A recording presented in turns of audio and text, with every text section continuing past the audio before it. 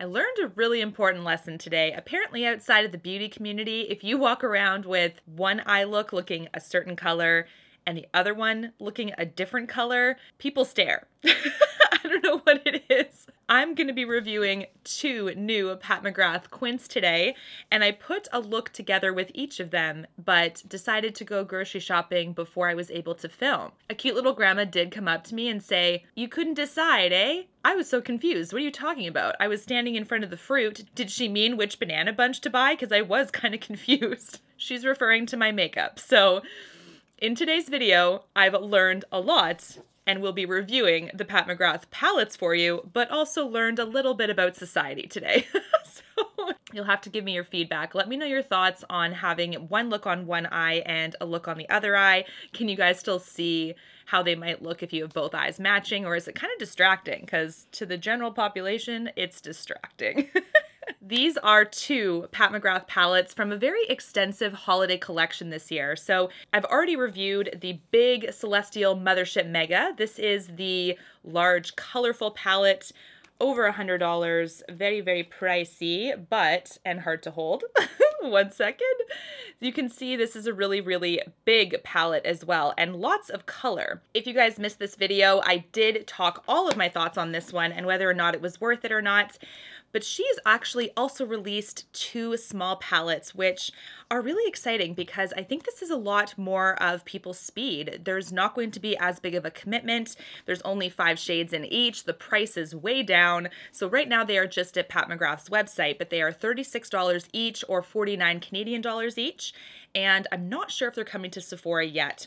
The only palette I see at Sephora is this Mothership Celestial Mega, this one. Mothership Mega Celestial Nirvana. There we go. I always mess up the terms and say them in the wrong order. The first eyeshadow palette that we're going to be talking about is actually this beautiful ensemble. This is the Nude Allure Celestial Nirvana palette. This is the Quint. And this, you guys, is interesting. I want to chat first just about observations, the packaging style, everything like that. The packaging style is really beautiful. It stays with the pink theme, which you guys know, she's got this very beautiful, vibrant pink as a cover, and the pink is sort of the overall color, well, one of the rooting colors in this collection for just outer packaging.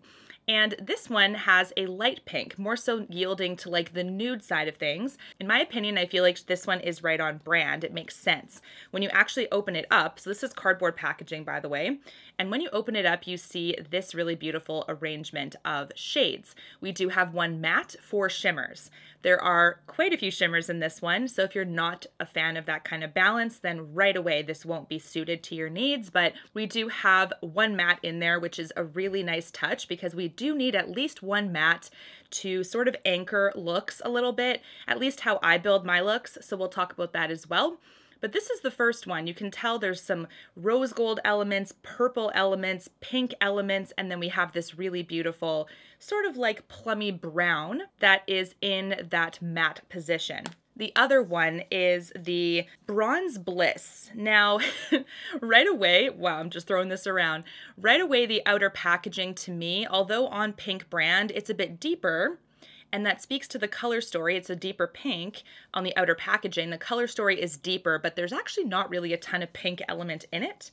So the outer packaging confuses my eye a little bit, only because of that mismatch. It's sort of like, you know, this has maybe a tinge of a, not even really, this is just a beautiful color here with not a ton of pink to it at all. So this color story is on this side of my face, and you can see that it's not really pink at all. So the outer packaging sort of mismatches it, but I think she put it this way to make it part of this holiday collection. Because I do know that when I open this up, I'm like, oh, like it's actually quite a bit different than what I was expecting given outer packaging alone. This is not a determining factor as to whether or not it's worth it, but it does seem a little bit worth mentioning that it's sort of like, if you just saw this, what color story would you expect? With this one, you can expect some lighter, more nudie tones with the pinky elements. With this one, you open it and it's a total surprise. So, unless you've seen promotional photos, which a lot of us have, but that's sort of kind of the first impression there. The outer packaging that when you first receive it in the cardboard is exactly the same. Whoop. exactly the same as the packaging of the palettes themselves, which is nice. On the back, you do have the ingredients for all of the shades that are in each. And right away, I know it's because these palettes are smaller, but I really, really appreciate the fact that there isn't that string on the edge of these palettes, just because it's a little harder to hold when I'm actually talking about a palette to you guys, but I do like the fact that they're there in a bigger palette to sustain that weight and just like how large it is. But it's nice to have this very easy to use as well, like easy to hold, easy to travel with kind of option as well. So these are made in Italy as well, I'm pretty sure. Yep, made in Italy for both of them. I'm gonna start first with Nude Allure and go over all of the shades there and the eye look today. Nude Allure starts on the very left. We have a shade called Mercurial Rose. We have Mahogany Angel, which is the matte. Coral Kiss is the next shimmer. Plum Eclipse, and then Naked Bronze. The very first thing I noticed with this palette in particular, it was the first one I swatched, the first one I kind of got my hands into, compared to this formula, this matte formula. Pat calls it a velvet matte. To me, it's a little drier on like sort of fingertip touch than a velvet matte. So it's definitely fine to work with. You can build them a little bit if you want. They are buildable and they blend nicely, but the swatches can be weak at times and a little bit on the dry side. She calls this matte formula a velvet matte, and this palette has exactly 50% matte and 50% shimmers and other, you know, metallic-y shimmer textures or glitter textures. She calls in this palette Ultra Velvet Matte, Ultra Velvet. So it's sort of insinuating an upgrade in the formulation. It is. When I swatched it, I'm like, why is the rest of the mattes in this palette not the same formula? Tell me. So right away, I'm like, this is a huge improvement for the matte. Like, this is comparatively butter and what's dry? Dust? No, that's kind of mean. But you know what I mean. It's like the distinction is definitely easy to tell on a fingertip. I feel like if you grab one of these and this, or you happen to have a Celestial Mothership Mega in your collection, what happened? But can we keep this upgrade for all of them? Because I love it. It's so beautiful. I had to share with you guys that this one is a huge difference there. Couldn't believe it. We also have gleaming metallics and luminous shimmers. That is true. These upon swatch almost feel so creamy and soft that you could press your finger in too deep if possible. You know that kind of feeling where you get such a creamy shadow that if you swatch too hard, you make an imprint. That is what this one is. Very, very easy to just sort of like smush. So be very careful when you're actually swatching these if you decide to do that, or even picking them up with a brush. You cannot be too aggressive. They will actually make a distinct impact into the powder. So when I worked with this palette today, I actually started the look with Mercurial Rose, just to get an even base, which is this one in the far left. This is very beautiful, has a little bit of a pinky element to it. It's very, very stunning, and laid down with a brush, it's very even. You can see that as it's applying, it's perfectly easy, minimal fallout considering the metallicness of this. So I did appreciate that. And this one was easy to build up, easy to blend out. Very nice starting shade if you would like, but you could also use this as a spotlight shade if you want to do kind of like a spotlight in the center of the lid, which is what I typically like to do in my looks. Then I put in another pink. This is Coral Kiss. This one does have quite a bit of that coral peachy pinky quality to it, and applying that over added that really beautiful color to the look. I will say that this one though, when you add the first shade and this shade together, it is still quite light. So this one has a lighter impact on the lid versus the next one that I feel like has more of a depth to it. But this one is definitely light, easy to use. You can build them up for sure. And that pink offers that little bit of pink dimension, which is what I wanted. Next, I went in with the purple. This purple is stunning, and this one I did use all over the lid as well. You can see it's very beautiful, lays down beautifully as well, and Pat McGrath does say to expect a smooth pigment application. That is facts. I do agree with that. I do think with these shimmers, you're gonna get some fallout, and each one contributes a little bit more to the face, so you do have a light layer at, you know, the upper cheek area. So try to do your eyes first if you're like me and your skill level is like that, or you can do like the very classic, you know, powder to kind of cover all of that, but I don't do that. I just do my eyes first. It's, you know, totally fine.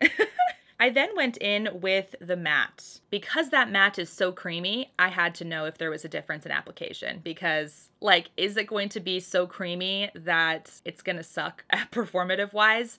No. This is a very beautiful one to add some depth. I do think that you had to build it slightly because it does have that plummy element to this shade that sort of blends in a little bit with that purple if you're not careful. So I did build this up a couple of layers to get the dimension I wanted. I did want to make sure there was a nice sort of shading there to kind of give the eye look something to look at with this purple in particular. So you can see there's that really gorgeous purple shading to kind of give it something else besides just a uniform color.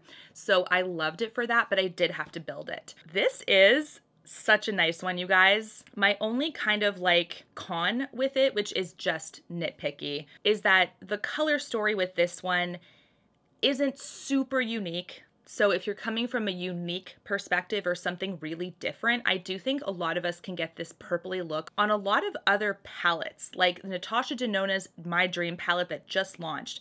The Huda Beauty one, that one has what looks like it's gonna be similar looks with those purples and stuff. I'm gonna be reviewing that next, so don't worry. They sort of all have a very similar theme this year of those plummy tones. And so I think with this palette, if you're wanting to get, if you're a makeup lover and you're like, I already have Natasha Denona My Dream, I already have deep purples in my collection, this is just gonna add more to that. So that's kind of one angle to look at it. The other angle is if you just use these shades, these are the shades that you go through, then hey, great option, right? Absolutely. So kind of decide how and where you would use these palettes, but when it comes to this color story, this one, I could see a lot of us having duplicates and not like exact dupes, but similar looks that can be achieved through other palettes that have already been released. Now let's talk about Bronze Bliss, which is the, you know, surprise in the packaging, right? Pinky pinky outside. Ooh, wonder what this is. Bam! Not a pink in sight. I laugh at my own jokes, and my friends and my husband understand, but you know, it is what it is. So this one, going from left to right, we have Nude Moon, we have La Vie Noir for the next one, we have Lunar Luxury, Bronzed Mink, and Bronzed Illusion. Definitely very bronzy. There's a beautiful platinum silver in this. It's stunning and very blinding, almost like a disco ball, which you can see is in the middle of my look. And we have that really gorgeous matte. This matte is a black. Feels like it has a touch of a navy element to it, but it's still beautiful. So easy to use, that same ultra velvet matte texture that I really wish she put in this one. I don't know. Just saying. I mean, this one is not a dud when it comes to performance. It's still kind of that typical drier matte, but still very performative formula. But this one was a very welcomed surprise. Now, for my look with this one, I started with Nude Moon all over, and this is where I noticed again,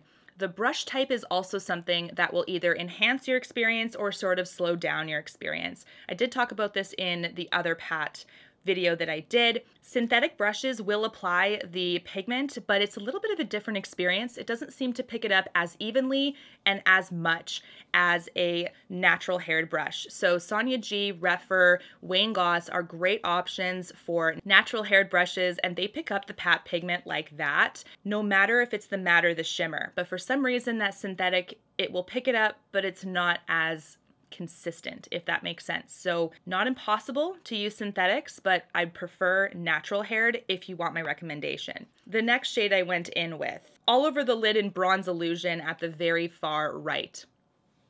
Way over here. This is one that you can see when I kind of put it on my lid, it sort of became more of a bronzy look, started to kind of mesh with my skin tone a little bit, really offered that nice bronze I was after. And I sort of wondered, to be honest, if this bronze is going to clash with the black and the platinum that I really wanted, but it turns out that this look came together really, really nicely. So I'm not mad at it. I personally enjoyed working with this one as well. This is where the eye look went from glam to super glam. Very, very glam. Like, whoa, what is on your lid? Which probably sparked the little grandma in the grocery store saying, why are your eyes looking different, right?